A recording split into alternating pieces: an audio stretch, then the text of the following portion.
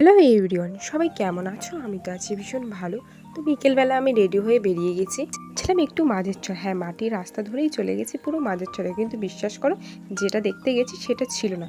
তো আমরা গঙ্গার মাঝে দেখছিলাম কতটা চর পড়ে গেছে। তারপরে গেলাম আমরা শহীদপল্লীতে। হ্যাঁ, শহীদপল্লীর ভেতরে বলতে অনেকটাই ভেতরে গেছি।